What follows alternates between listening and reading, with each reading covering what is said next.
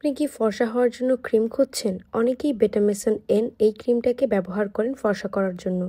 কিন্তু জানেন কি, সাময়িক ফর্সা হলেও এর ফলে হতে পারে চিরস্থায়ী ত্বকের ক্ষতি। আজ আমি আপনাদের সামনে তুলে ধরছি বেটামেসন এন ক্রিম কি, এর উপাদান কি, কি কাজ করে, কোথায় ব্যবহার করা উচিত, ফর্সা হওয়ার জন্য ব্যবহার করা কতটা বিপজ্জনক, এর সাইড এফেক্ট কি, দাম ও সঠিক ব্যবহার বিধি। ভিডিওটি ভালো করে দেখলে আপনি আর কখনো অন্ধভাবে এই ধরনের ক্রিম ব্যবহার করবেন না।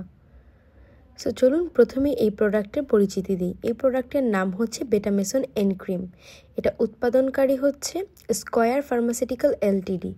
এটা একটা 10 গ্রাম একটা টিউব প্যাকেজিংয়ের মধ্যে আসে। এটার মূল্য 40 থেকে 45 টাকার মধ্যে। আর এটার প্যাকেটে লেখা থাকে betamethasone 0.1% and neomycin sulphate 0.5% for external use only. এই ক্রিমটার মধ্যে যে ধরনের উপাদান রয়েছে সেটাকে এখন বিশ্লেষণ করা যাক। রয়েছে বেটামেথাসন ডাইপ্রোপিওনেট 0.1%। এটি একটি শক্তিশালী কর্টিকোস্টেরয়েড। এটার কাজ হচ্ছে ইনফ্লামেশন কমায়, চুলকানি কমায়, অ্যালার্জি কমায়, র্যাশ বা ফোলাভাব কমায়, আর স্কিনকে অস্থায়ীভাবে ফর্সা বা ক্লিয়ার দেখায়। রয়েছে নিউমাইসিন সালফেট 0.5%।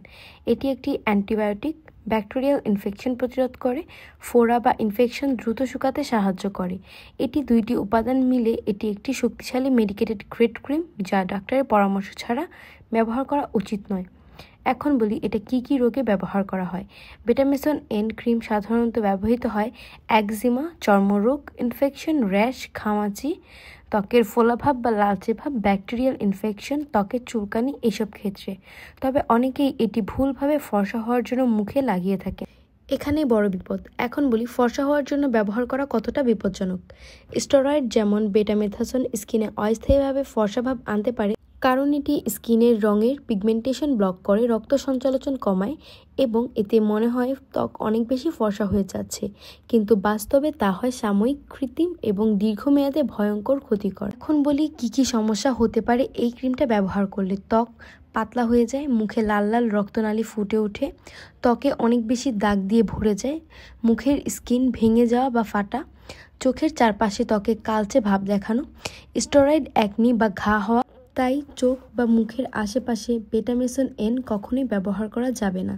এখন বলি এটা কিভাবে ব্যবহার করবেন। ডাক্তার যদি প্রেসক্রাইব করেন তাহলে আক্রান্ত স্থানে দিনে 1 থেকে 2 বার পাতলা করে লাগাতে হবে। মুখে, চোখে এবং গোপনাঙ্গে ব্যবহার করা যাবে না। শিশুর ক্ষেত্রে খুবই সাবধানে লাগাতে হবে। এখন কিছু সতর্কতা এবং পার্শ্ব প্রতিক্রিয়া বলি। দীর্ঘদিন ব্যবহারে স্কিন স্টেরয়েড ড্যামেজ হয়ে যায়, মুখে স্থায়ীভাবে লালচে ভাব বা পিগমেন্টেশন হতে পারে, নিউমাইসিন অ্যালার্জি থাকলে চুলকানি ও ফোলা হয়, হরমোন ইমব্যালেন্সের মতো প্রভাব ফেলতে পারে যদি বারবার এটাকে ব্যবহার করা হয়। তাই সতর্ক থাকুন, মুখ ফর্সা করতে গিয়ে মুখটাই হারিয়ে ফেলবেন না। ডাক্তারের পরামর্শ ছাড়া এটা ব্যবহার করবেন না। এই ক্রিম শুধুমাত্র নির্দিষ্ট চর্মরোগের জন্য, তাও অল্প সময়ের জন্য, মেডিকেল গাইডলাইন অনুযায়ী। মুখ ফর্সা করার জন্য বেটামেসন এন ব্যবহার করলে আপনি নিজেই স্কিনকে ধ্বংসের পথে ঠেলে দিচ্ছেন। নিরাপদ বিকল্প কি হতে পারে এখন এটা বলা যাক। যদি মুখে দাগ বা কালো ভাব কমাতে চান তাহলে নিচের উপাদানগুলো খুঁজুন, যেমন niacinamide, vitamin C, alpha arbutin, azelaic acid এরকম। শেষ কথা বলি, বেটামেসন এন ক্রিম একটি চিকিৎসাগত ওষুধ। এটা কোনো সৌন্দর্য বাড়ার প্রোডাক্ট নয়। সাময়িকভাবে ফর্সা হওয়া মানেই ত্বক ভালো হওয়া না, বরং ভেতরে ভেতরে ত্বক ধ্বংস হচ্ছে সেটা আপনিও জানতে পারবেন না যতক্ষণ না বড় কোনো ক্ষতি হয়ে যায়।